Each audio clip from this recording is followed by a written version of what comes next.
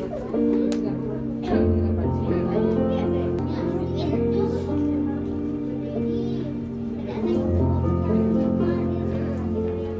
selamat pagi. Shalom. Selamat bertemu lagi dalam kasih anugerah Tuhan. Mari, saya percaya bahwa kita semua datang ke tempat ini, kita sudah mempersiapkan hati kita untuk memberikan yang terbaik bagi Tuhan.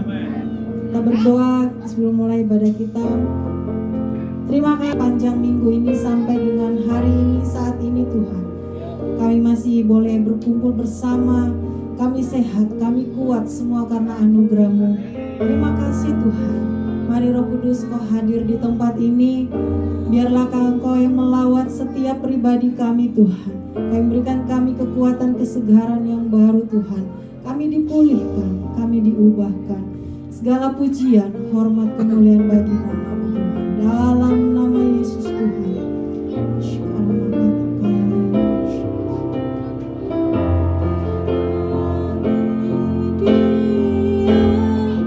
Segala pujian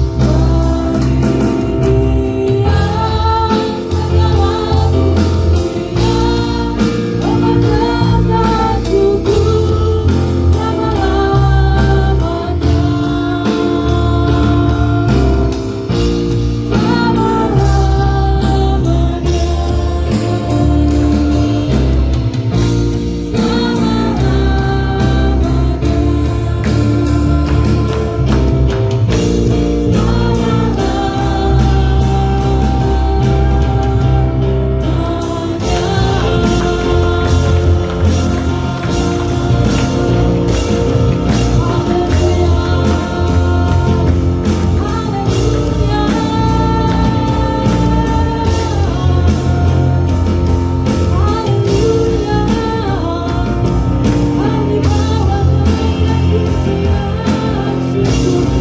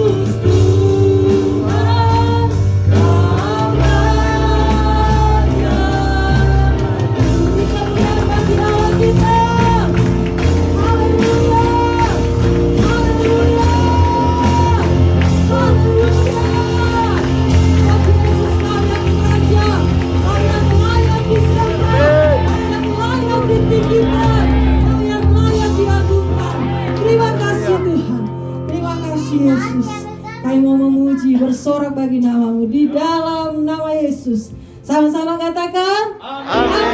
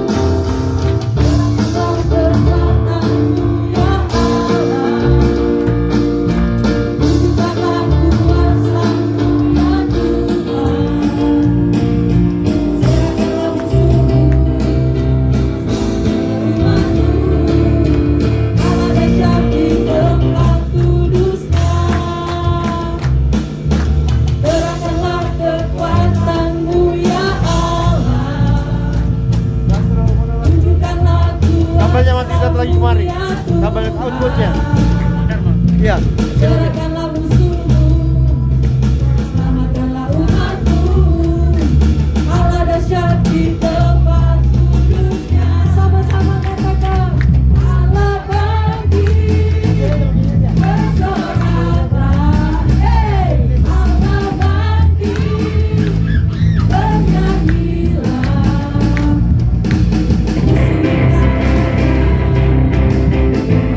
Bebaskan, Allah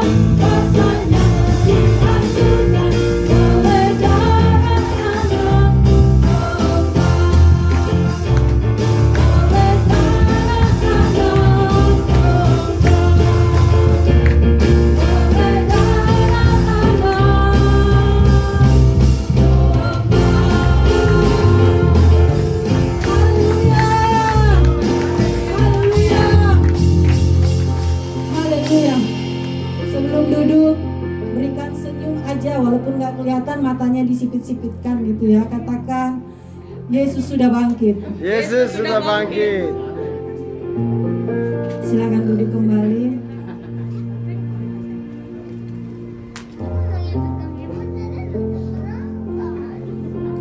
Kita siapkan hati kita untuk mendengarkan firman Tuhan.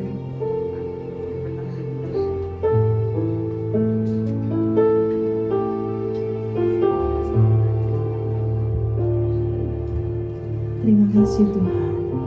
Semua karena anugerah-Mu kami ada sampai dengan hari ini Tuhan. Bukan karena kuat gagah kami Tuhan, tapi semua oleh karena Roh-Mu. Terima kasih Yesus Tuhan.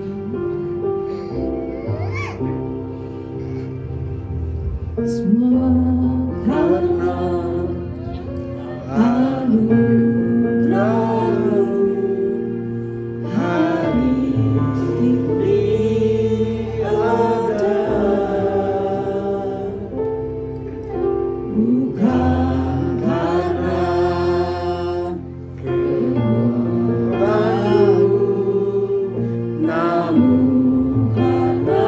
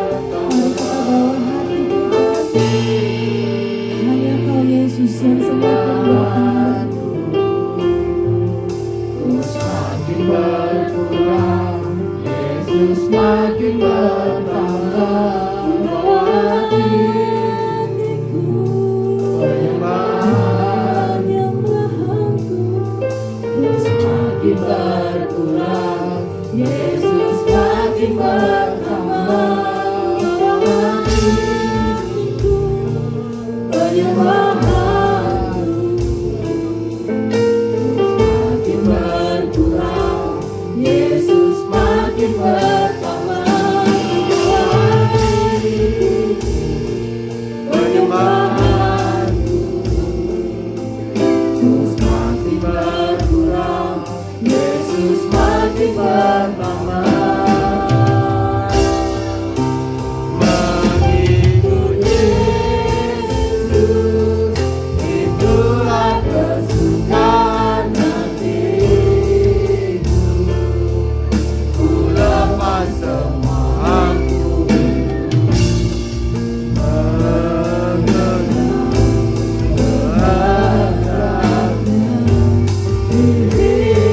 hidupku.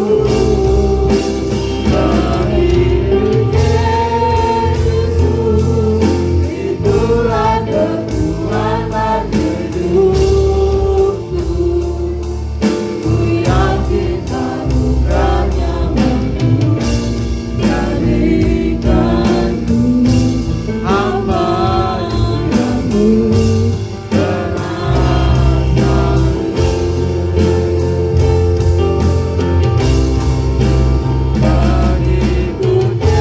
Yesus itulah kesukaan hatiku, ku lepas semua aku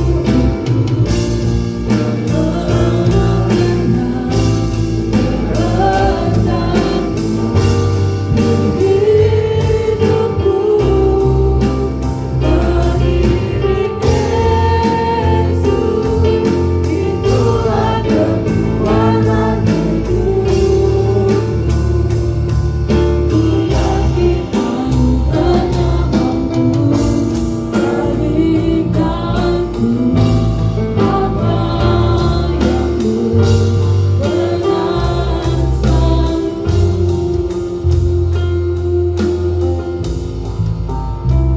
mengikut Yesus itulah kesukaan hatiku, ku lepas semua aku untuk mengenal kehendaknya hidupku.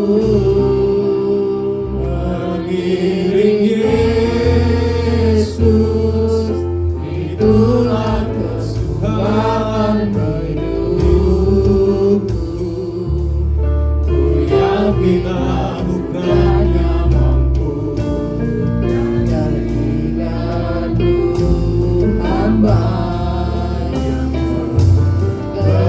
Saudara semuanya kita bangkit berdiri, katakan mengiring Yesus, ikut Yesus. Imajinasikan pujian ini, renungkan hal ini terjadi dalam hidup saya dan saudara. ku yakin Kami lepaskan semua hak kami Tuhan. Kami rindu mengenal Tuhan lebih lagi. Biar apa yang menjadi kehendak Tuhan itu terjadi atas setiap kami. Yesus, itulah kekuatan bagi kami Tuhan. ku yakin anugerahnya mampu jadikanku hamba yang berkenan selalu. Ku yakin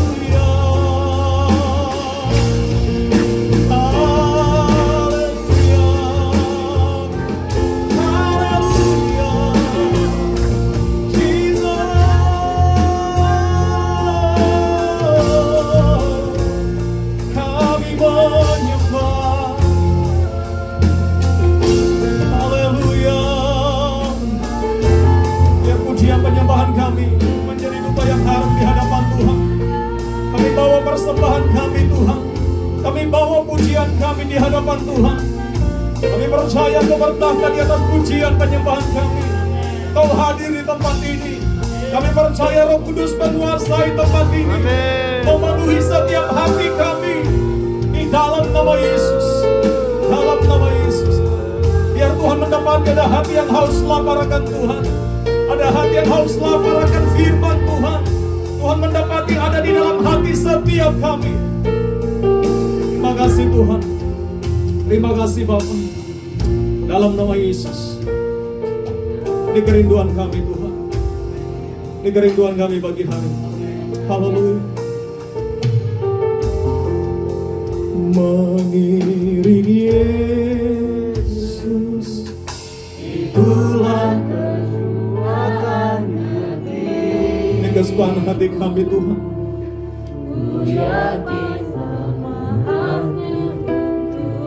Amin.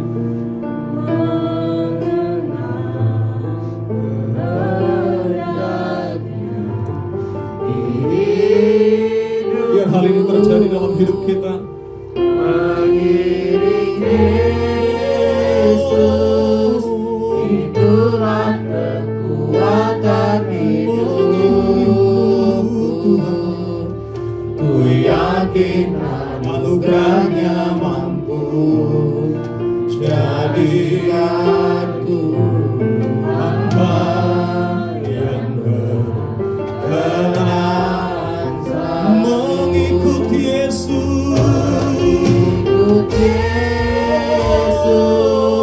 Itulah kesukaan hatiku. Ku lepas semua, Melepaskan semua hak kami Tuhan. Yang kami ingin mengenal Tuhan, yang kami rindukan mengenal Tuhan. Hidupku mengiring Yesus. itulah kekuatan hidupku. Benar Tuhan.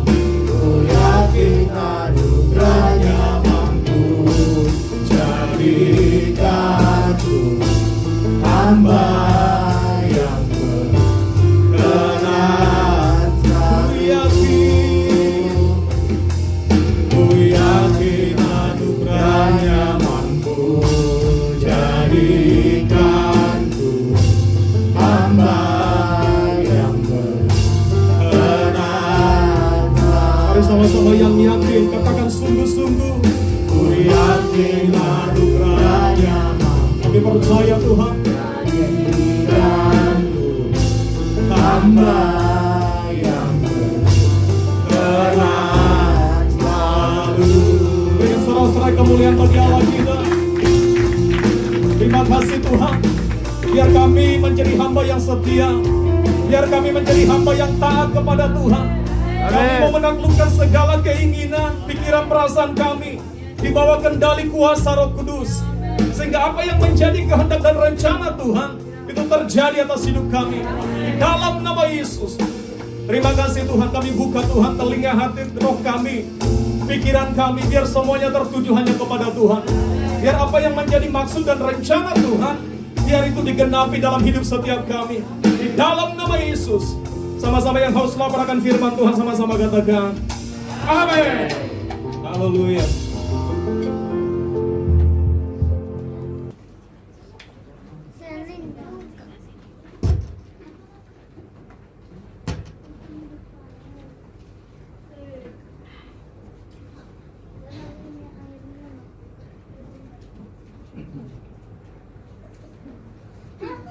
Shalom Bapak Ibu Saudara. Shalom. Shalom. Udah sahur tadi? Sudah. Kayaknya masih lemas-lemas.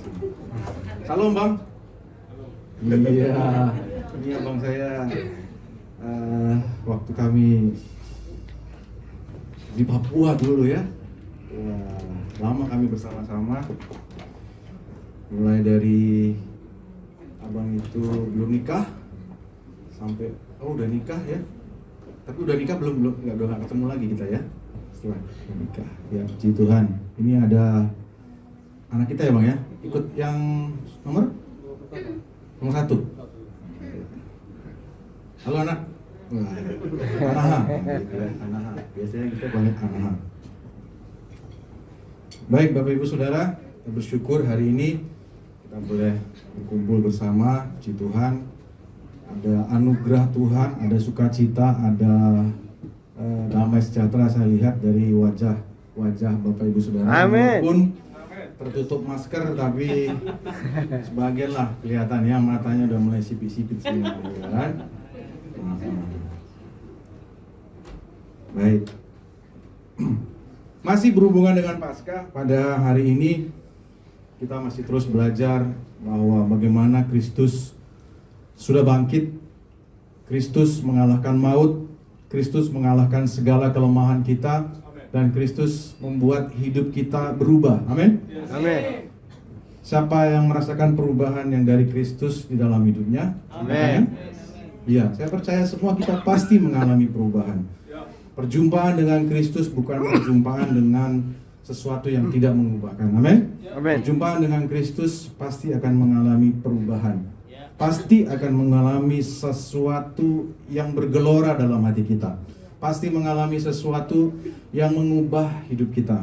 Saya percaya sekali ketika kita berkata kita bertemu Kristus, ketika kita berkata saya bertemu Kristus, pasti ada perubahan di dalam kehidupan kita. Ya, sekecil apapun perubahan itu pasti terjadi dalam kehidupan kita. Amin. Amin. Kristus mengubah kehidupan kita. Pasti Tuhan mengubah kehidupan kita. Jangan melihat secara fisik Bapak Ibu Saudara. Jangan melihat secara tampilan luar, ya. Seperti yang saya pernah katakan, dari dulu sampai sekarang kulit itu nggak pernah putih, Saudara. Ya gini-gini aja kulitku, ya. Tidak akan pernah berubah menjadi kayak bule, ya. Rambut saya juga nggak akan pernah bisa lurus selurus-lurusnya, ya. Nggak mungkin, karena memang udah begitu genetiknya. Tetapi apa yang mengubah kehidupan kita? Kristus. Kehidupan yang bagaimana yang diubahkan oleh Kristus? Bagian kehidupan kita yang mana yang diubahkan oleh Kristus? Mari kita belajar bersama-sama pada pagi hari ini Bapak Ibu Saudara. Saya percaya apa yang disampaikan oleh firman Tuhan pada hari ini bisa memberkati kita semua. Ya, di slideshow.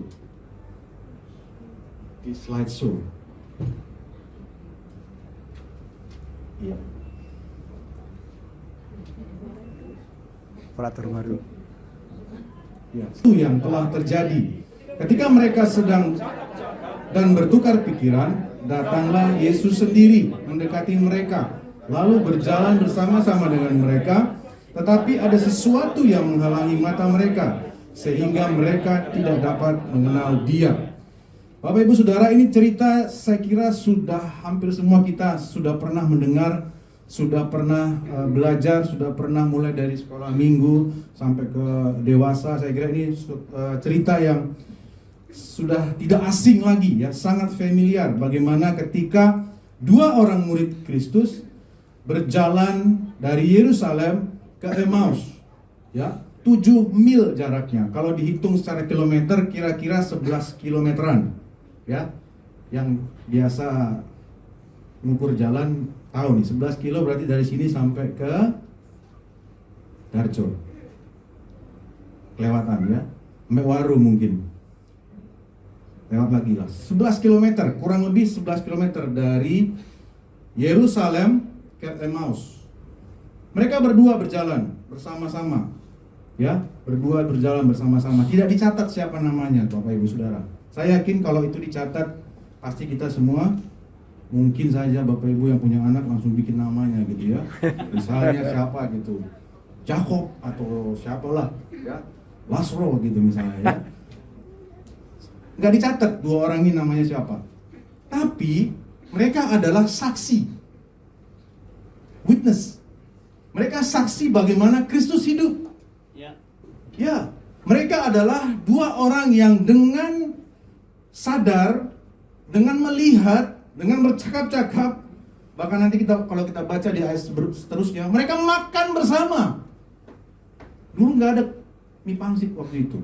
Mereka bagi-bagi roti, memecahkan roti. Kristus memecah-mecahkan roti. Mereka adalah saksi bagaimana Kristus hidup. Mereka mendengar sendiri Kristus bercakap-cakap dengan mereka. Mereka lihat. Dan dikatakan dalam firman Tuhan, mereka berjalan bersama-sama. Mereka saksi, Bapak Ibu Saudara. Mereka saksi Kristus hidup. Dan apa yang terjadi dalam kehidupan mereka ketika mereka bertemu dengan Kristus? Kita lihat cerita selanjutnya, Bapak Ibu Saudara.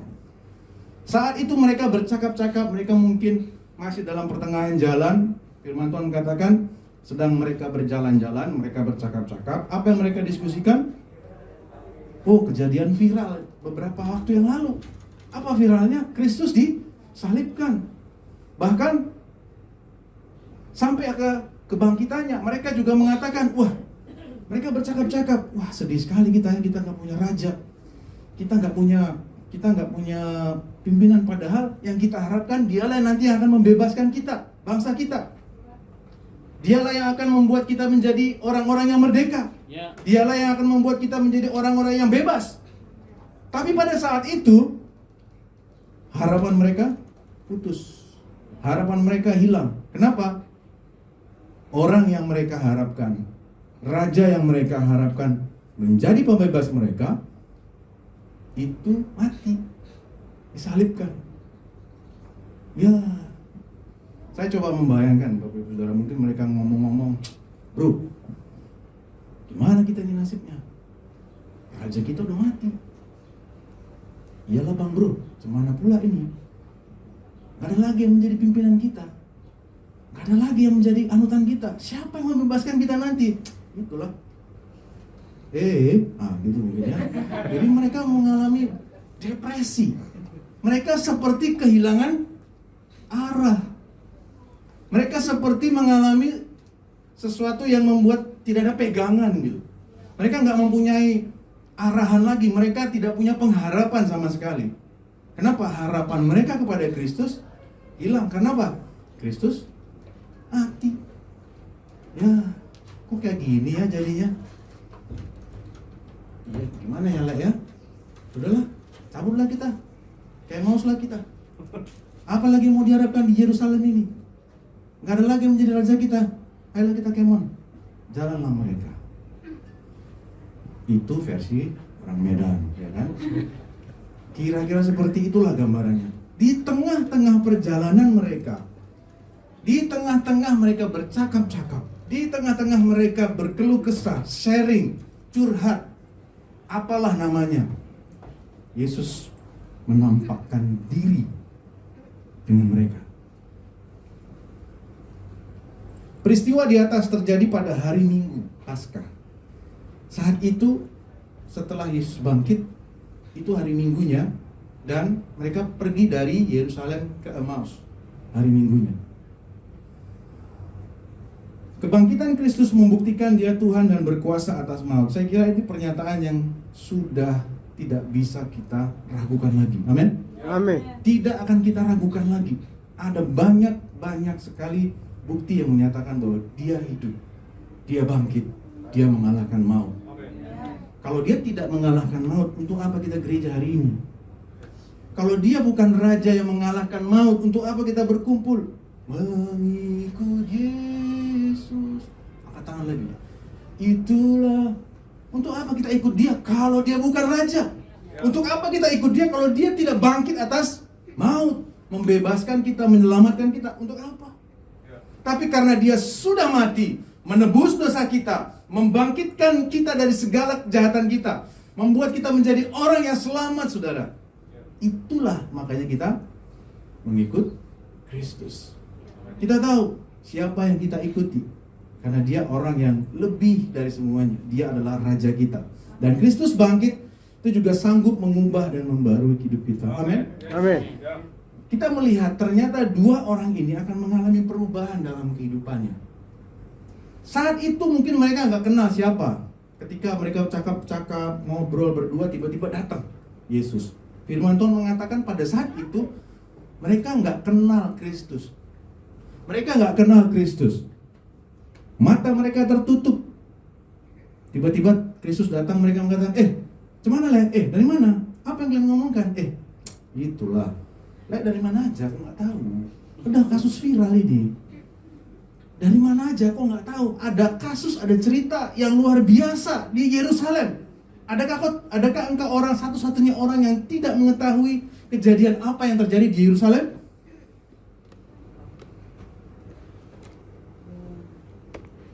Jangan hiraukan ini Bapak Ibu Saudara, ya. Hiraukan firman Tuhan. Amin. Amin. Ya, ini alat saja Bapak Ibu Saudara. Perhatikan Alkitab Bapak Ibu, ya. Kalau ini nggak muncul, perhatikan Alkitabnya. Ada sukacita? Amin. Jangan terganggu sama ini, ya. Jangan terganggu sama alat. Oke? Nah, coba kita buka kembali firman Tuhan tadi Bapak Ibu Saudara, ya. Di dalam Lukas pasal yang ke-24 tadi. Sudah dapat semuanya? Ya. Lukas pasal yang ke-24 ayat yang ke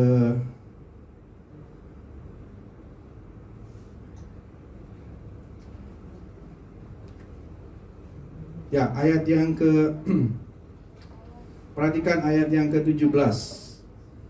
Ya, Lukas pasal ke-24 ayat yang ke-17. Firman Tuhan berkata, Yesus berkata kepada mereka, "Apakah yang kamu percakapkan sementara kamu berjalan?" Maka berhentilah mereka dengan muka yang sukacita. Murang. Bagaimana muka yang muram? Tidak ada di sini, saya lihat nggak ada. Ya, susah kita mendeskripsikannya. Ya, muka yang muram mereka, gitu kira-kira ya. Suntuk mukanya. Seorang dari mereka namanya Kleopas menjawab, ya ini ternyata ada namanya ya, Kleopas ya. Adakah engkau satu-satunya orang asing di Yerusalem yang tidak tahu apa yang terjadi di situ pada hari belakangan ini? Katanya kepada mereka, apa itu? Jawab mereka, apa yang terjadi dengan Yesus orang Nazaret? Dia adalah seorang nabi yang berkuasa dalam pekerjaan dan perkataan di hadapan Allah dan di depan seluruh bangsa kami. Dia menceritakan, mendeskripsikan apa yang Tuhan Yesus lakukan di tengah-tengah mereka. Tetapi imam-imam kepala dan pemimpin-pemimpin kami telah menyerahkan dia untuk dihukum mati dan mereka telah menyalibkannya. Padahal kami dahulu mengharapkan bahwa dialah yang datang untuk membebaskan bangsa Israel.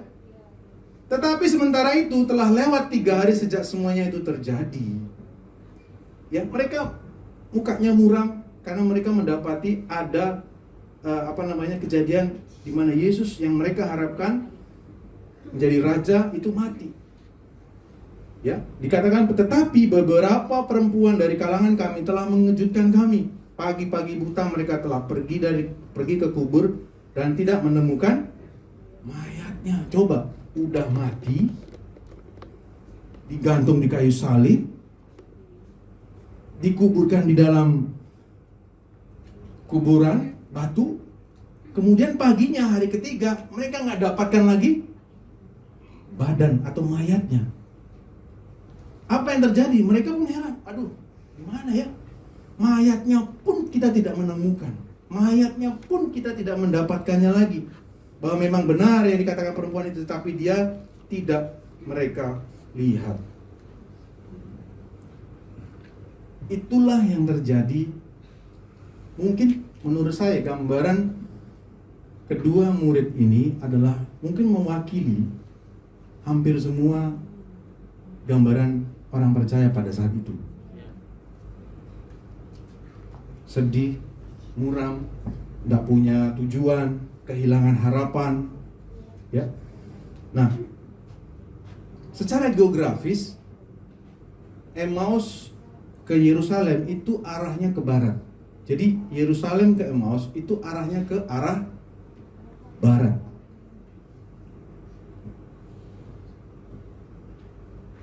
Matahari terbit dari mana ya?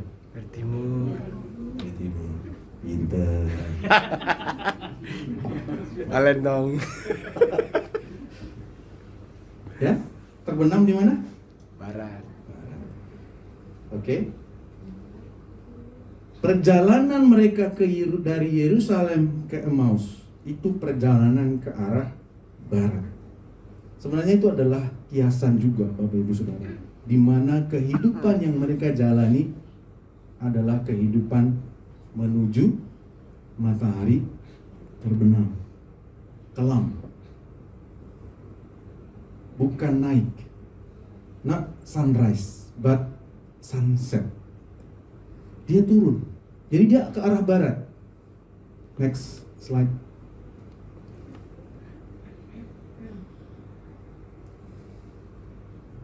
Apa yang terjadi ketika kita bertemu dengan Kristus?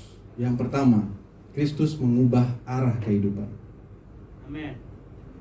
Satu Amin. orang, dua orang, tiga orang. Yang tadinya mereka datang dari Yerusalem ke Emmaus ke arah barat. Barat itu cerita tentang ke arah matahari tenggelam. Next slide. Ketika Yesus berjalan bersama-sama mereka, mereka tidak mengenal dia. Mereka bingung, kecewa karena Yesus telah mati, sehingga harapan mereka pudar seperti matahari sedang tenggelam. Arah barat. Kita sering dengar jalan hidup orang benar seperti Rembang tengah hari. Rembang, naik terus sampai perjalanan orang hidup, perjalanan orang Kristen adalah naik terus. Rembang pagi, nggak pernah diajarin ke matahari tenggelam. Ini kiasan Bapak Ibu Saudara. Ini gambaran orang yang belum ketemu dengan Kristus.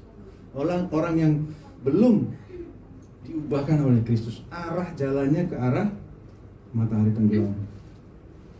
Suram. Ini bukan kata-kata kiasan kiasan saja Bapak Ibu Saudara. Firman Tuhan ada mengatakan, slide berikutnya, di dalam Bilangan 21 ayat 11. Bapak Ibu kalau punya HP, coba buka di versi New King James Version, ya. Bilangan 21 ayat 11. Bisa satu orang baca? Bahasa Indonesia aja dulu. Bilangan 21 ayat 11. Bisa satu orang membacakan? Berangkatlah mereka dari Obot, lalu berkemah dekat reruntuhan di Abarim, di padang gurun yang di sebelah timur Moab. Yes. Di sebelah timur, di padang gurun Moab, ya. Oke, coba kita buka di dalam versi New King James Version. Ada yang bisa baca? And they journeyed from Obot and camped at Ije Abarim in the wilderness which is east of Moab, toward the sunrise, not sunset. Jalan hidup orang Kristen, jalan hidup orang benar, itu berjalan mengarah kepada sunrise, bukan sunset. Itu kalau kita sudah ketemu dengan Kristus. Jadi mengarah kepada sesuatu yang membangkitkan, yang mencerahkan, bukan yang menggelapkan. Matahari terbenam lama-lama jadi gelap Bapak Ibu Saudara. Tetapi sunrise, matahari terbit, lama-lama akan menjadi terang. Kehidupan orang Kristen, kehidupan kita bertemu dengan Kristus itu mengubah arah jalan hidup. Amin. Mengubah arah jalan hidup. Yang tadinya nggak punya harapan, yang tadinya nggak punya pengharapan, nggak punya cita-cita, atau yang tidak punya, istilahnya tidak madesu gitu, masa depan suram, nggak tahu mau di mana, aduh bawaannya khawatir aja makan masa depan, bingung mau ngapain ke depan, nggak tahu mau ngapain ke depan, khawatir akan masa depan, yang nggak punya pengharapan. Tapi ketika mereka ketemu Kristus, apa yang terjadi Bapak Ibu Saudara? Yang tadinya mereka mengarah ke Emmaus, akhirnya mereka balik lagi ke Yerusalem. Arah kehidupan akan berubah, Bapak Ibu Saudara. Ketika kita tidak bertemu Kristus, arah kehidupan kita sedang berjalan ke dalam kegelapan. Matahari tenggelam. Ketemu Kristus, Tuhan mengubahkan hidup kita menjadi lebih berpengharapan dan bersinar. Amin. Orang yang tidak kenal Yesus atau kehilangan harapan justru berjalan ke arah yang salah. Tapi setelah berjumpa Kristus, arah hidup akan berubah seperti dua orang murid ini yang kembali ke Yerusalem. Mereka balik. Mereka kembali. Itulah arah hidup yang sudah bertemu dengan Kristus.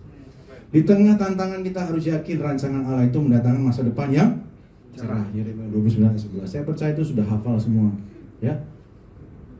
Dia memberikan masa depan yang cerah. Hari-hari ini orang sering mengatakan masa-masa yang sulit, ya enggak?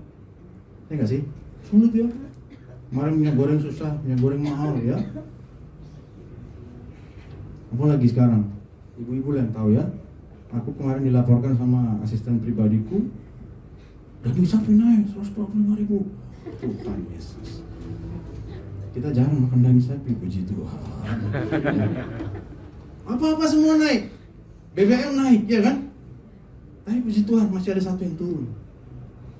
Roh Kudus turun atas kita. Amin. Amin. Roh Kudus turun atas kita. Kalau itu nggak ada, udahlah. Merdeka kita. Amin. Semua biar naik. Tapi Roh Kudus tetap turun atas kita. Amin. Amin. Mau hidup kita. Amin. Amin. Next slide. Yang pertama tadi, perjumpaan dengan Kristus itu mengubah arah kehidupan. Gimana jadinya ya kalau kita semua nggak kenal Kristus ya? Coba deh bayangin kehidupan kita yang dulu, terus nggak kenal Kristus, udah nggak jumpa lagi kita di sini, ya kan? Nggak jumpa kita muji Tuhan, nggak jumpa kita retreat, nggak jumpa kita makan-makan bersama, nggak jumpa. Bagaimana jadinya kehidupan saya kalau saya nggak ketemu Kristus? Nggak bisa dibayangin. Yang tepatnya saya ditemukan mungkin ya, bukan saya menemukan, tapi saya ditemukan Kristus. Apa yang terjadi? Yang kedua, Kristus memberi makna kehidupan. Kita ngerti apa arti hidup kita. Dia memberikan makna. Ketika seseorang tidak mengerti makna hidupnya, maka dia akan menyia-nyiakan kehidupannya. Maka dia akan memboroskan apa yang ada dalam kehidupannya. Ketika dia paham makna hidupnya, maka dia nggak akan mungkin bunuh diri. Mungkin nggak dalam bahasa yang terlalu kasar, mungkin tutup gambar terlalu ekstrim ya. Kalau dibilang sampai bunuh diri, tapi kenapa orang bisa melukai dirinya sendiri, bahkan mau bunuh diri? Kenapa? Kira-kira salah satunya adalah dia tidak menemukan arti kehidupan dia. Untuk apa saya hidup? Punya pun aku uang banyak. Tidak sering atau tidak jarang kita mendengar orang bahkan yang bunuh diri itu orang-orang yang secara finansial happennya banyak. Secara fisik bukan orang-orang yang kecil-kecil. Maksudnya orang-orang yang biasa. Mungkin mereka seorang artis, mungkin mereka seorang public figure, bahkan mungkin mereka pimpinan perusahaan dan segala macam. Tapi mereka mengakhiri hidupnya. Kalau kita melihat mereka, kurang apa lagi dia ya? Rumah banyak, harta banyak, jabatan oke. Kurang apa lagi dia? Kurang satu. Kurang Kristus. Ya. Makanya orang firman Tuhan mengatakan, untuk apa kita punya semuanya di dunia ini kalau kita nggak punya Kristus? Mati kita. Amin. Amin. Jadi Kristus yang ada dalam diri kita itu lebih berharga dari segalanya, Amin. dari semuanya. Dari semuanya. Sampai Daud mengatakan apa? Jangan buang aku dari hadapanmu, jangan ambil rohmu dariku. Dia nggak mau. Daud kurang apa? Kuasanya dia punya, harta dia punya, kekuasaan dia punya. Ketenaran dia punya, semua dia punya. Dihormati dia punya. Tapi satu yang dia nggak mau, jangan ambil rohmu dariku. Itu yang paling berharga. Dia tahu itulah maknanya. Dia ngerti kenapa saya hidup. Apa arti kehidupan saya? Karena ada Kristus di dalam hidupnya. Di dalam ayat 19 dan 21. Coba kita buka kembali Bapak Ibu Saudara. Tadi dikatakan apa? Kedua murid itu menyatakan kecewaan mereka karena Yesus Kristus yang mereka harapkan menjadi pembebas kaum Israel mati.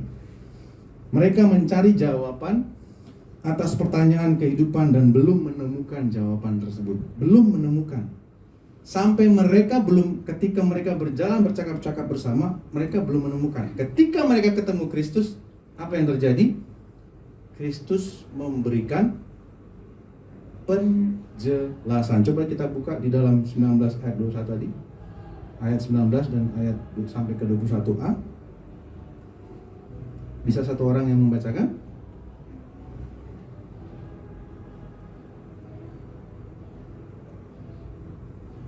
Ayat 19. Monggo. Ayat 19 katanya kepada mereka, apakah itu? Jawab mereka, apa yang terjadi dengan Yesus orang Nazaret? Dia adalah seorang nabi yang berkuasa dalam pekerjaan dan perkataan di hadapan Allah dan di depan seluruh bangsa kami. Ya.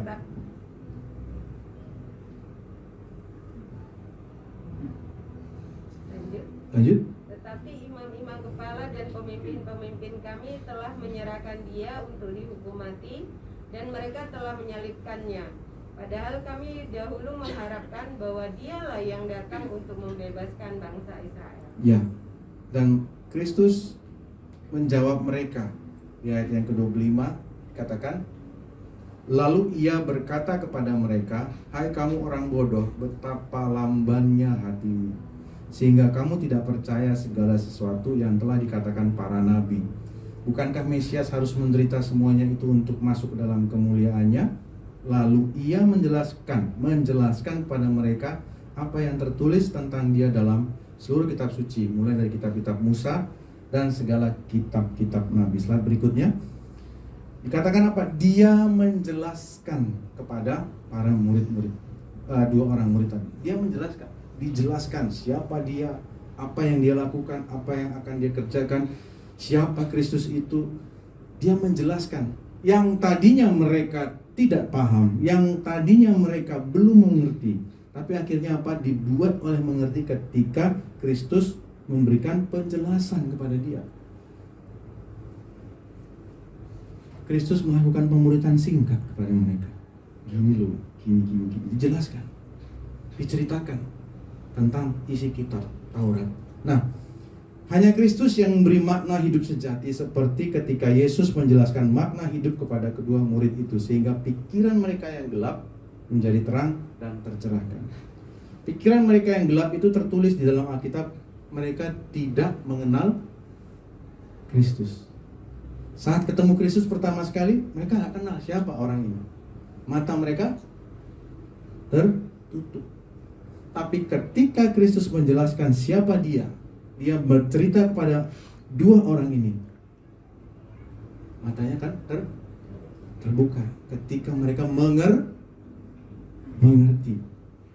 Ketika mereka mengerti, itulah makanya firman Tuhan mengatakan, berubahlah kamu oleh pembaharuan akal budi. Roh Kudus sudah membaharui roh kita. Kristus lewat Roh Kudus itu membaharui roh kita. Tetapi pikiran kita, akal budi kita itu harus berubah. Makanya perlu belajar, Bapak Ibu Saudara. Amin. Kita perlu belajar firman, kita perlu merenungkan firman, mengerti apa kebenaran firman Tuhan. Bukan berarti mengandalkan kekuatan kita, pemikiran kita, bukan. Tetapi kita perlu belajar dan mengerti. Ada usaha dalam diri kita untuk mengerti, memahami apa arti firman. Dengan demikian kita bisa berubah secara awalnya dari mindset kita sampai pengertian dulu, kemudian akhirnya bisa kita hidupi, bisa kita lakukan. Slide berikutnya. Apa yang kuperbuat engkau tidak tahu sekarang, tetapi engkau akan mengertinya kelak. Ya, dalam kesulitan pun kita belajar makna kehidupan yang lebih dalam, bahwa kesulitan adalah cara Allah memproses kita sehingga kita lebih mengandalkan Allah dan karakter kita dibentuk makin serupa seperti Kristus. Suka tidak suka, percaya tidak percaya, memang ya kadang-kadang memang perlu diizinkan kita mengalami hal-hal yang berat dalam kehidupan kita. Diizinkan kita mengalami hal-hal yang menekan kehidupan kita. Diizinkan oleh Tuhan kita mengalami suatu pergumulan. Terkadang memang cara Tuhan seperti itu. Ya nggak usah sayu gitu ngatap saya Bapak Ibu Saudara ya. Nggak usah mau cerita tentang pengalaman ya. Semua kita punya pasti ya hal-hal yang menekan, hal-hal yang menjadi pergumulan kita ya. Kalau kita ceritakan satu-satu, minggu depan kita pulang ya. Pastilah, pasti ada cerita masing-masing. Semua kita punya cerita. Tapi terkadang memang itulah cara Tuhan membuat kita dibentuk, karakter kita, membuat kita tetap mengandalkan Tuhan lewat pergumulan, lewat tantangan, lewat masalah yang kita hadapi. Itu membuat kita semakin dewasa di hadapan Tuhan. Amin. Ya, terkadang memang ya orang belajar naik sepeda kan nggak langsung naik sepeda kan. Jatuh dulu kiri kanan muka belakang atas bawah. Ya kan? Loncat sana loncat sini baru bisa belajar bisa naik sepeda. Ya sama kayak orang berenang juga kan biasanya gitu ya. Ya, masih ingat? Belajar berenang dulu ya. Berapa yang masuk sini semua masuk ya. Masuk sini lagi. Kalau nggak kayak gitu nggak bisa belajar berenang, ya. Dalam kesulitan apapun kita harus belajar. Kristus mendewasakan kita. Amin. Roma 8 ayat 28 dan 9 katakan semua itu terjadi atas izin Tuhan. Ya, semua itu terjadi atas izin Tuhan. Slide berikutnya. Tadi yang pertama Kristus mengubah arah hidup kita. Yang kedua Kristus memberi makna dalam kehidupan kita. Dan yang ketiga, ketika kita bertemu dengan Kristus, Kristus menawarkan pilihan dalam kehidupan. Nah ini menarik ini. Menarik ya. Dalam ayat berikutnya, ayat 28, coba lihat. Mereka mendekati kampung yang mereka tuju. Lalu ia, itu maksudnya Kristus, berbuat seolah-olah hendak meneruskan perjalanannya. Mungkin udah sampai di pertigaan, ya. Pertigaan, Emmaus sebelah kiri. Yang sebelah terus mungkin apalah nama kampungnya gitu ya. Nah, Kristus seakan-akan dia mau lurus. Sementara yang dua ini mau ke Emmaus belok kiri misalnya. Udahlah singgah aja dulu kita, makan malam di sini lah kita. Ayo. Udah malam ini, ayo. Singgah ya. Jadi tetapi mereka sangat mendesaknya katanya, tinggallah bersama-sama dengan kami sebab hari telah menjelang malam dan matahari tampak terbenam. Lalu masuklah ia untuk tinggal bersama-sama dengan mereka. Bisa aja kan mereka mengatakan, mungkin Kristus, aku mau terus, kalian mau belok kan? Iya, kami kayak mau sebelah kiri, aku mau terus. Oke lah ya, sampai ketemu ya. Oke lah, sampai jumpa ya. Thanks ya, udah ngobrol-ngobrol. Thanks sudah ketemu sama kita ya. Thank you ya, udah ketemu ya. Bye. Jangan lupa kirim surat. Nah, hari ini kirim surat ya. Dulu jangan lupa kirim surat ya, udah sampai sana ya. Tapi mereka enggak. Udah ketemu Kristus, udah ngobrol-ngobrol sama Kristus, udah diajari sama Kristus. Ketika mereka mau berpisah, mereka tidak mengizinkan Kristus pergi. Mereka malah apa? Mengajak Kristus untuk tinggal bersama-sama dengan mereka. Artinya apa? Mereka mengambil keputusan. Kristus menawarkan pilihan dalam kehidupan kita. Pilih mana? Mengikut Kristus atau mengikut yang lain? Dia nggak pernah paksa.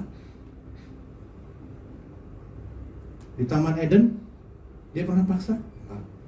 Di sini ada banyak pohon. Ada pohon durian, ada pohon pengetahuan yang baik dan benar. Kalau kau makan ini, matilah kau. Dia berikan pilihan. Bisa dimakan? bisa kalau ngambil, tapi kan ada konsekuensi. Kristus menawarkan pilihan, jadi dia tidak pernah paksa. Lihat dalam Wahyu, dikatakan, lihat aku berdiri di muka pintu dan mengetok.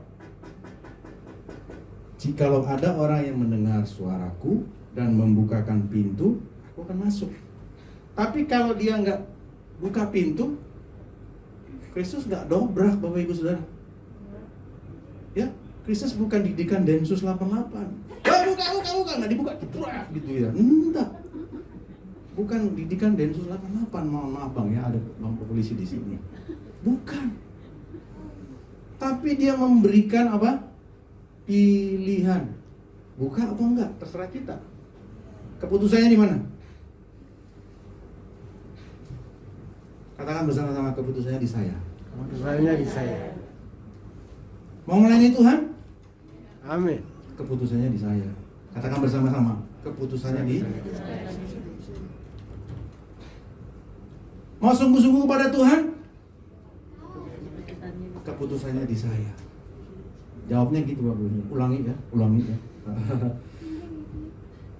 Mau sungguh-sungguh kepada Tuhan? Keputusannya di saya. Mau melayani Tuhan? Keputusannya di saya. Keputusannya bukan di Pak Gembala. Keputusannya bukan di para leader, enggak. Keputusannya bukan di orang tua kita, bukan. Pemimpin kita, orang di atas kita, otoritas di atas kita itu mengarahkan dia. Ini loh, lewat sini. Sini jalannya bagus. Lewat sini kau, jangan lewat situ. Diarahkan. Tapi keputusannya di mana? Saya. Next slide berikutnya. Tuhan menaruh pohon pengetahuan. Nah, ini tadi dalam Kejadian, ya. Ini menunjukkan ketaatan manusia adalah pilihan dari kehendak bebasnya, ya.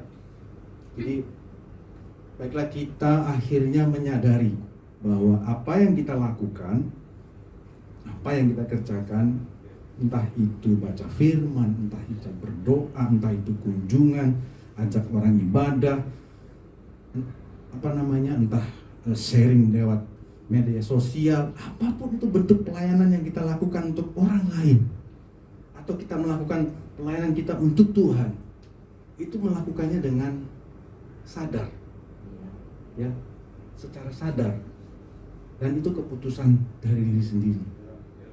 Memang bisa diarahkan, tetapi oke, saya mau kerjakan. Oke, tetap mulainya dari diri kita, ya. Ketaatan harus didasari oleh kasih dan kerelaan hati, ya, harus rela, jangan dipaksa. Kalau merasa terpaksa, ya nggak dapat apa-apa. Next, kehendak Allah adalah yang bersifat mutlak karena hanya melibatkan kedaulatan Allah. Tapi kehendak Allah ada juga yang bersifat relatif karena melibatkan kehendak bebas manusia. Memang ada satu sisi yang tidak bisa diintervensi oleh Tuhan, yaitu apa? Kehendak bebas. Nuh, bikin dulu perahu, besarnya begini, ukurannya segini, supaya masuk kalian semua ke situ. Binatang-binatang, anak-anakmu nanti masuk ke situ. Bisa nggak Nuh berkata, enggak lah Tuhan, macam mana mau bikin perahu di atas gunung? Apa kata dunia nanti? Aku diketawain. Enggak lah. Bisa berkata begitu? Bisa.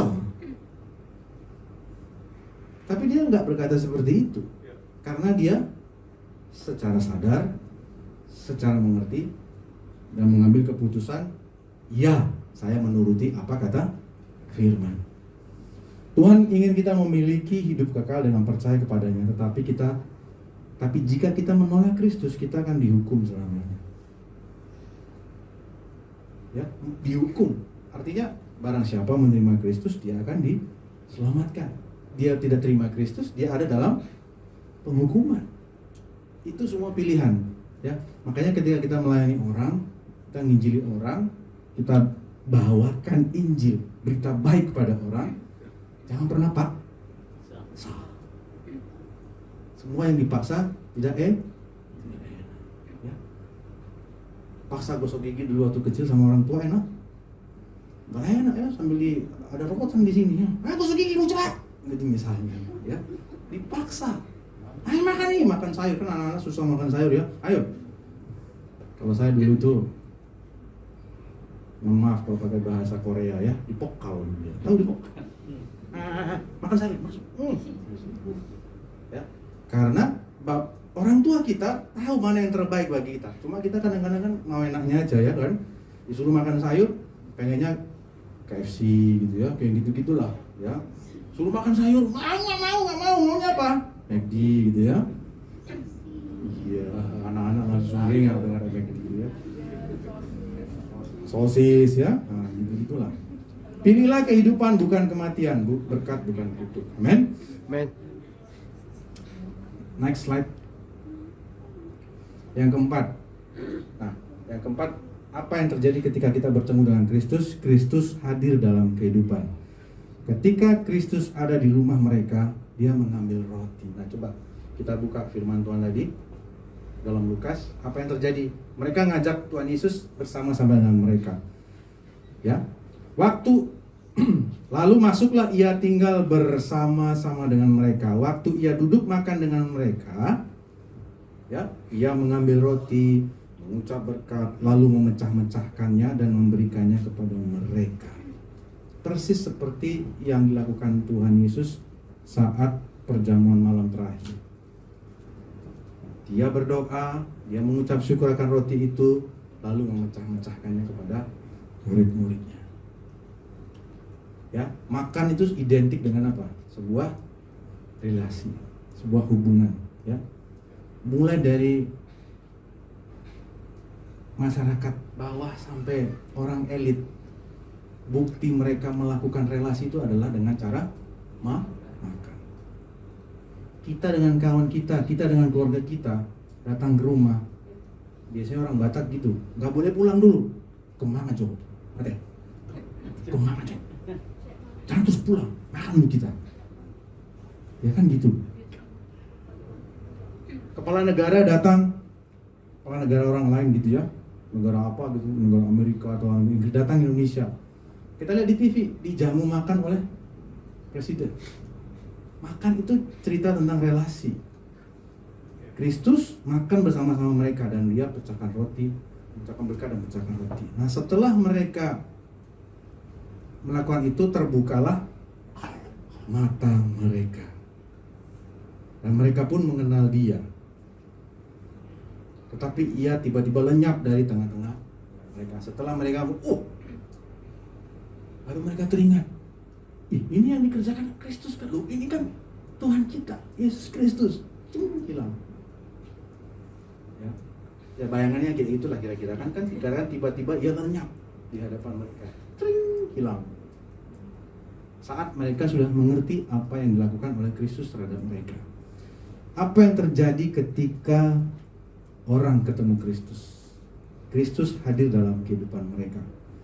Hadir di dalam kehidupan yang pribadi. Makan itu cerita apa? Di rumah itu kan kehidupan pribadi.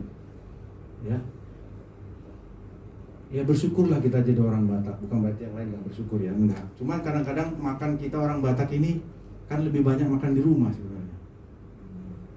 Kalau makan di rumah, ya. Makanya kalau kami pulang kampung ngajak orang bapak mama makan di luar tuh mereka nggak mau, jarang mau. Di rumah aja kita makan. Kenapa? Ada suasana kekeluargaan di sana. Di samping juga boros katanya, kan gitu. Sudah ya kayaknya katanya. Nah, ayat selanjutnya, next slide. Kita bisa mengalami kehadiran Tuhan bukan hanya di meja sakramen perjamuan kudus di gereja, tapi juga di meja makan biasa rumah kita dalam kehidupan sehari-hari. Ketika bertemu Kristus, Kristus masuk dalam kehidupan kita yang paling pribadi, kita mengalami Kristus. Ya. Cobalah ingat 2-3 menit ini. Coba ingat apa yang terjadi ketika Tuhan ada dalam kehidupan kita dan apa yang Dia sudah kerjakan. Ingat kasih-Nya, ingat kebaikan-Nya.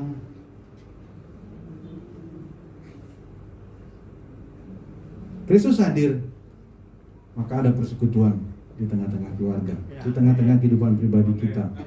Ya, mujizat pertama yang Yesus buat mengubah air jadi anggur.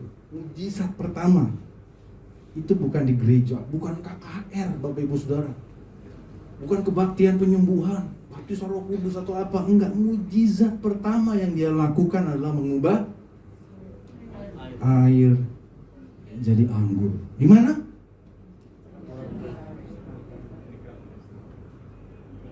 Di sebuah pesta perkawinan, di tempat rumah, dikatakan di rumah, ya. Dulu belum ada Suko Godang, belum ada Wisma, enggak, di rumahnya orang bikin pesta. Mereka dikatakan mengalami mujizat pada saat di rumah. Kehadiran Kristus dalam kehidupan kita, bertemu dengan Kristus, ada perubahan arah hidup. Yesus memberikan makna atas kehidupan kita.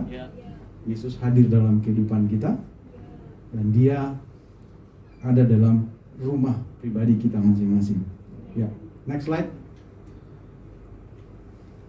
Kesadaran akan kehadiran Tuhan membuat hati kita on fire. Apa yang terjadi terhadap mereka? Ayat berikutnya, Bapak Ibu Saudara. Ya. Ketika itu, ayat 31, ketika itu terbukalah mata mereka dan mereka pun mengenal dia. Tetapi ia lenyap dari tengah-tengah mereka.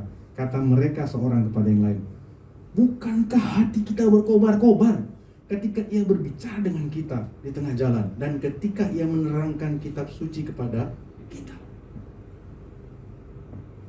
Hati mereka bergelora ketika mereka berbicara dengan Kristus saat di perjalanan, dan bagaimana mereka mendengar Kristus menjelaskan tentang kitab suci kepada mereka.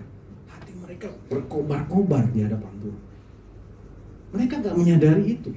Mereka gak menyadari itu. Tetapi firman Tuhan mengajarkan kita, saat hati kita bergelora, kalau hati kita tidak bergelora, tidak mengalami on fire, mungkin kita belum ketemu dengan Kristus. Bukankah hati kita berkobar-kobar ketika ia berbicara dengan kita di tengah jalan, dan ketika ia menerangkan kitab suci kepada kita? Amin. Pertemuan dengan Kristus pasti akan membangkitkan. Pertemuan dengan Kristus itu pasti akan membuat hati kita menyala-nyala. Kita beribadah, bertemu siapa? Ya, bertemu Pak Gembala, bertemu dengan saudara-saudara yang lain, betul. Tapi kalau kita ibadah, kita ketemu Kristus, tapi hati kita tidak mengalami luapan-luapan sukacita dari Roh Kudus, kita ketemu siapa? Saat kita ketemu Kristus, di situ ada gelora karena kita bertemu dengan Kristus. Itu yang terjadi pada dua orang murid ini. Amin? Amin. Ya. Gelora itu dirasakan oleh mereka karena apa? Karena mereka ketemu dengan sumber kuasa itu.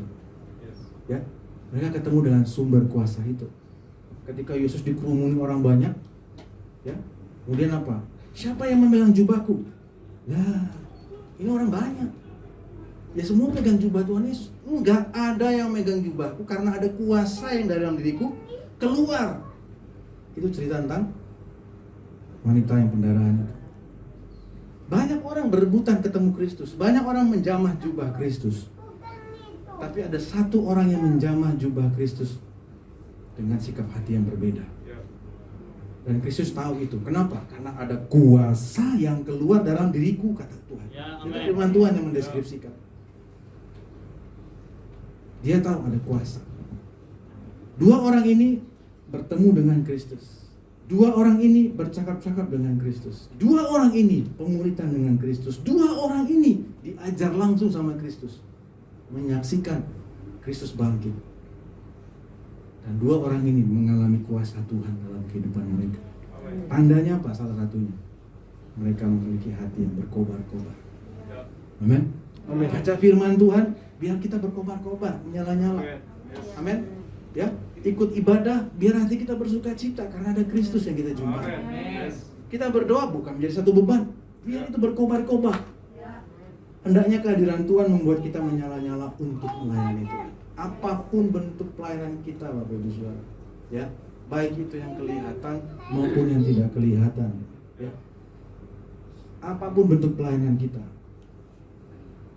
firman Tuhan bilang, lakukanlah semua itu bukan untuk manusia, tapi untuk Tuhan. Amin. Amin. Apapun yang kita lakukan, memberitakan Injil dan semua yang terjadi karena Tuhan mengubah hidup kita menjadi baru. Amin. Ketika merasa lemah, ketika kita tidak bersuka cita, tidak punya on fire lagi, ya cari ke sumbernya. Ya, HP mulai lowbat, baterai udah merah, satu garis, yang dicari apa? Charger atau power bank. Colokkan kembali, biar kembali di charge. Amin. Baik, puji Tuhan Bapak Ibu Saudara, biarlah firman Tuhan ini membangunkan kita kembali. Tidak hanya untuk kita, tapi kita percaya ini merupakan sebuah berita baik. Bukan hanya untuk kita, kabar baik bagi orang-orang yang belum kenal Kristus. Amin. Ya, biarlah mereka boleh melihat ada perubahan dalam hidup kita. Amin. Amin. Biarlah mereka semua melihat bahwa ada dampak dari pertemuan dengan Kristus. Ketika Kristus hadir dalam kehidupan kita, arah kehidupan kita akan berubah. Amin. Arah kehidupan kita akan berubah. Dia akan memberikan makna dalam kehidupan kita. Puji Tuhan, kita bersatu dalam doa.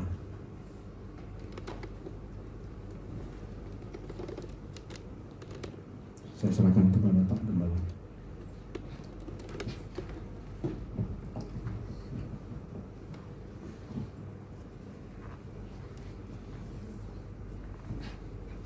Puji Tuhan, saudara diberkati, amin. Amin. Berikan tepuk tangan bagi Allah kita dulu. Haleluya.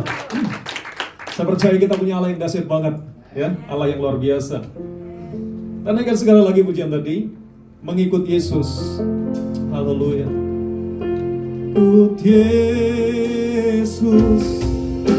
itulah kesukaan. Amin Tuhan, biar ini menjadi kesukaan dalam hatimu.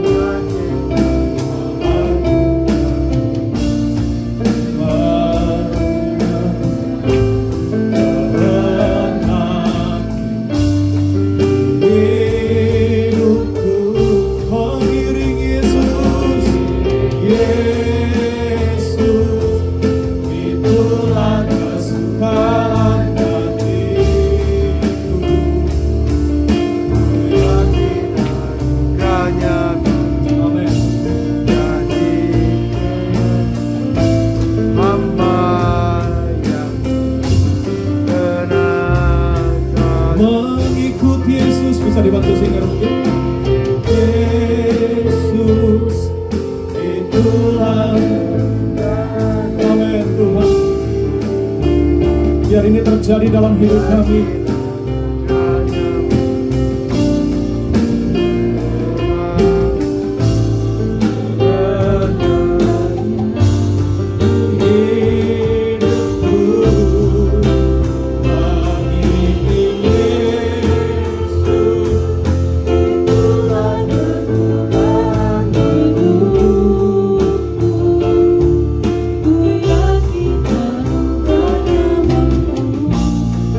Jadi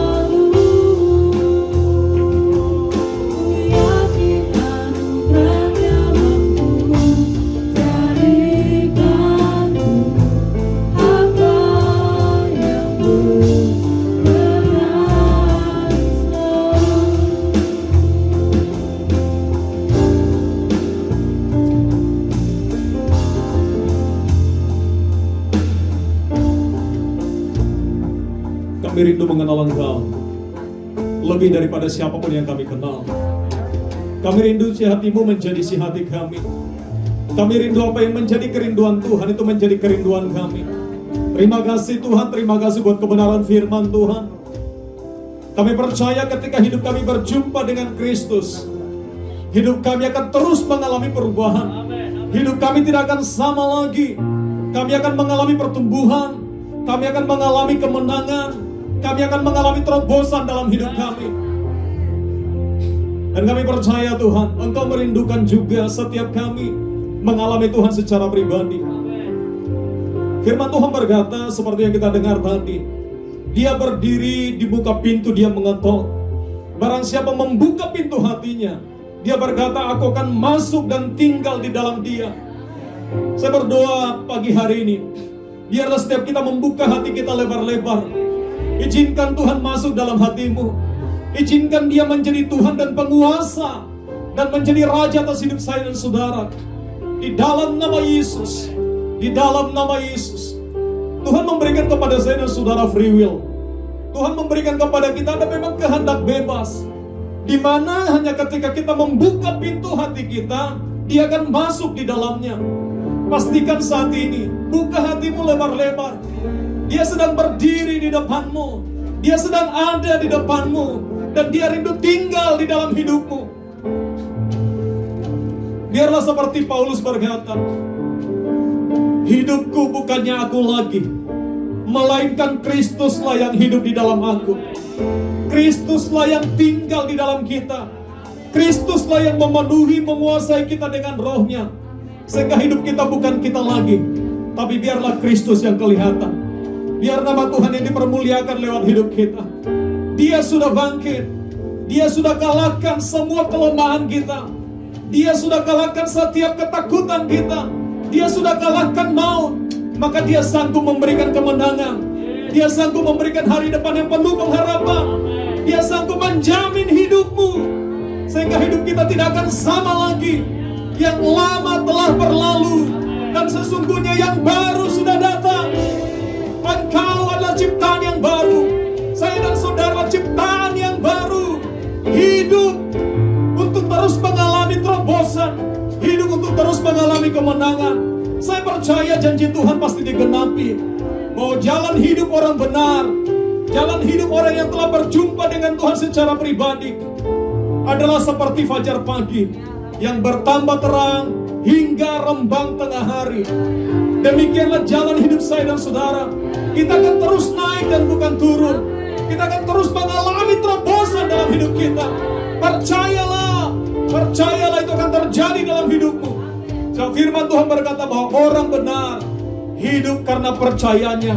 Apa yang saudara percayai, itu yang akan terjadi dalam hidupmu. Di dalam nama Yesus. Terima kasih Tuhan, terima kasih buat firman-Mu Bapa. Kami percaya Tuhan, ketika Kristus ada dalam diri kami, ada Roh Kudus dalam diri kami akan menjadi saksi-Mu. Kami dipenuhi oleh kuasa untuk menjadi saksi-Mu. Lewat hidup kami banyak jiwa akan mengalami kasih Tuhan. Lewat hidup kami banyak jiwa akan menjadi murid Kristus. Pakai setiap kami untuk berfungsi Tuhan. Pakai setiap kami untuk berbuah bagi kerajaan-Mu. Di dalam nama Yesus. Terima kasih Bapak, berkati hamba-Mu. Berkati Pak Dharma Tuhan yang sudah sharing memberitakan firman-Mu Tuhan. Kami percaya apa yang kami dengar, kami mau menjadi pelaku daripada firman tersebut. Ketika kami menjadi pendengar dan pelaku firman, kami akan menjadi orang-orang yang kuat. Kami akan menjadi orang-orang yang berkemenangan. Di dalam nama Yesus. Karena firman Tuhan hidup dan berkuasa. Firman Tuhan itu ya dan amin. Firman Tuhan itu mencipta dari yang tidak ada menjadi ada. Isi firman dalam hati kita, maka firman itu akan mengerjakan mujizat demi mujizat. Di dalam nama Yesus. Terima kasih Bapak, terima kasih Tuhan. Kami bersyukur sebab Tuhan baik dalam hidup kami. Di dalam nama Yesus. Biar nama-Mu ditinggikan, dipermuliakan, diagungkan lewat rumah rohani ini. Dalam nama Yesus, haleluya. Sama-sama katakan amin. Oke, puji Tuhan. Oke, kita akan mendengarkan pengumuman. Nggak bisa ya? Oke, LCD-nya lagi trouble. Untuk minggu ini kegiatan kita tetap sama, jam 12:05 tetap ada breakthrough prayer. Bila Bapak Ibu Saudara sedang ada dalam waktu beristirahat, boleh meluangkan waktu kita hanya 30 menit saja berdoa bersama-sama dari hari Senin sampai Jumat. Sabtu Minggu kita ibadah, Sabtu istirahat. Kemudian untuk ibadah ICC-nya tetap hari Kamis atau sesuai kesepakatan bersama dari gembala ICC-nya. Kemudian untuk hari Jumat tetap ada MPC seperti biasa jam 7:30. Kita masih MPC-nya masih lewat online ya, masih lewat Zoom. Untuk sementara ID-nya kita beralih menggunakan ID Breakthrough karena saya nggak tahu ada kesalahan teknis sehingga ID untuk MPC itu terhapus. Jadi untuk MPC ID-nya menggunakan ID Breakthrough Prayer. Kemudian hari Sabtu itu ibadah FOG Kids dan Teens. Juga untuk latihan bagi tim PAW. Kembali hari Minggu kita akan kembali bersama-sama di tempat ini untuk ibadah. Minggu depan adalah minggu pertama dari bulan Mei, tanggal 1 kita akan menerima perjamuan kudus. Persiapkan hati kita bawa terbaik buat Tuhan. Oke, kita akan masuk dalam doa syafaat. Yang bertugas saya persilakan. Mari kita berdoa. Terima kasih Bapak, terima kasih Tuhan. Kami mengucap syukur Bapak untuk hari ini Bapak. Kami dapat berkumpul kembali, bersekutu untuk menyembah dan memuliakan nama-Mu Bapa. Sekarang kami mau sepakat Tuhan untuk berdoa kepada Engkau ya Bapa, untuk kami mendoakan untuk bangsa Indonesia ini Tuhan.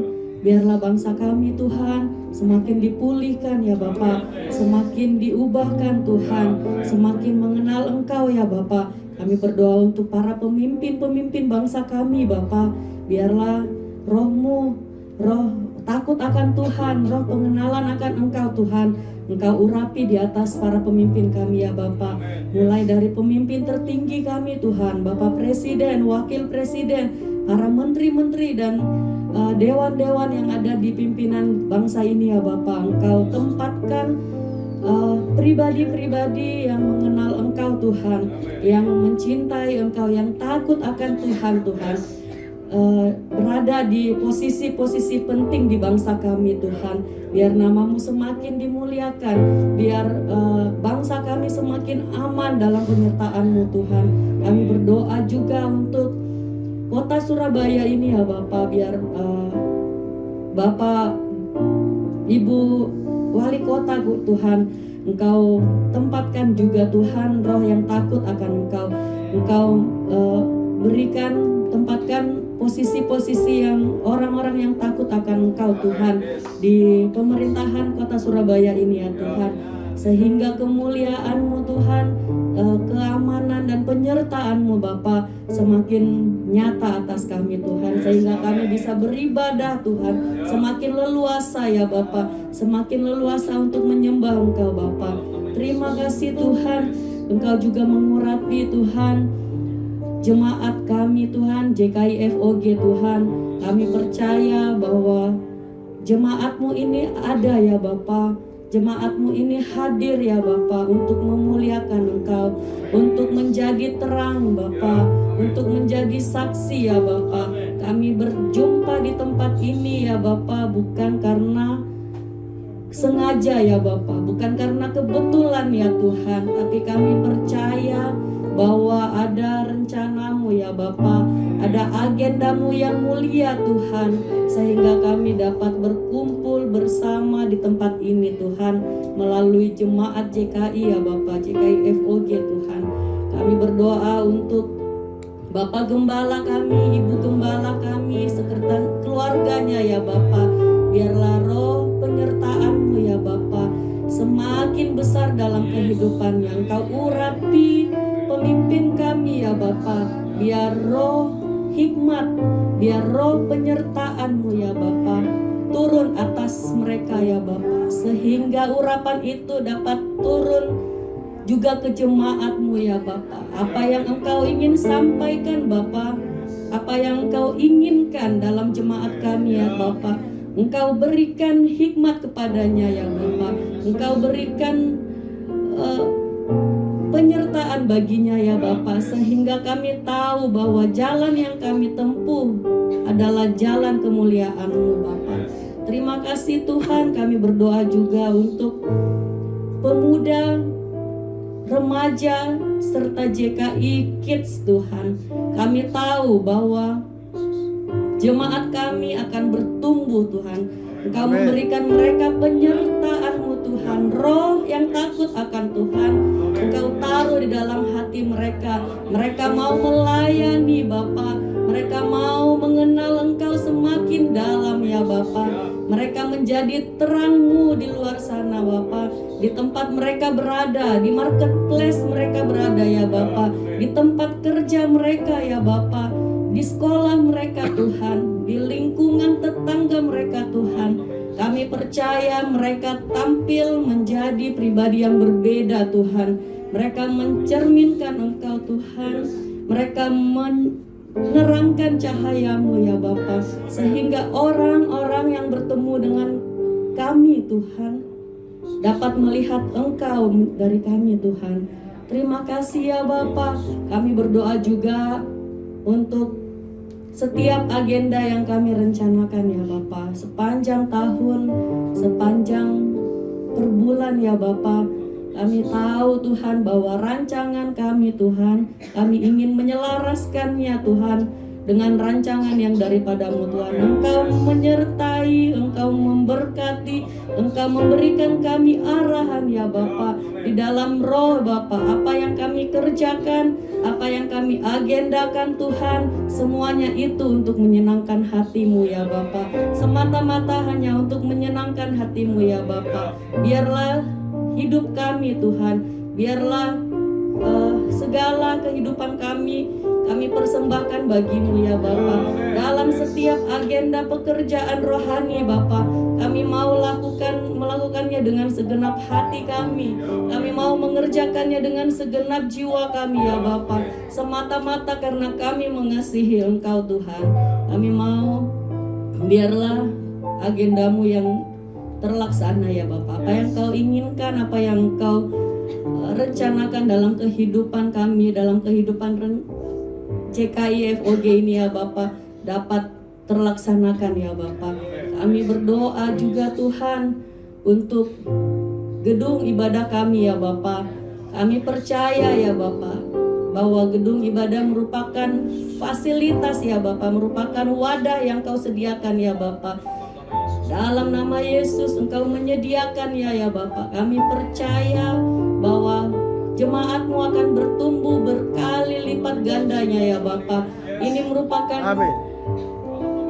wadah yang Engkau sediakan ya Bapa. Kami mau mengerjakannya saja ya Bapa. Kami mau mengerjakannya di dalam nama Yesus. Namun kami percaya Tuhan bahwa Engkau menyediakan apa segala sesuatunya yang kami perlukan Tuhan untuk kemuliaan nama-Mu ya Bapa.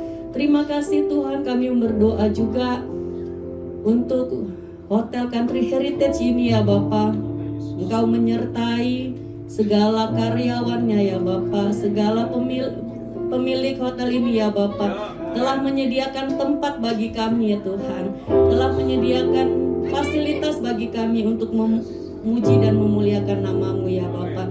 Terima kasih ya Bapa, terima kasih Tuhan. Ini doa kami ya Bapa, di dalam nama Yesus kami berdoa dan mengucap syukur. Haleluya, amin. Mari siapa kita bangkit berdiri, kita akan menerima doa. Dan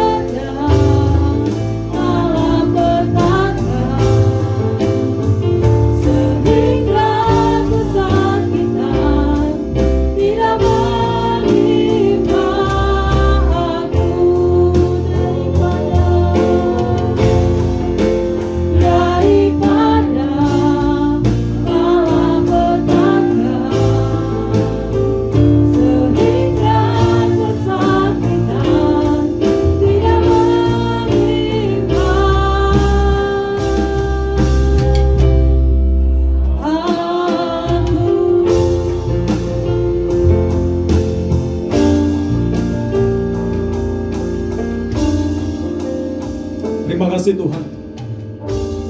Kami sangat percaya bahwa rencana Tuhan indah bagi kami. Amin.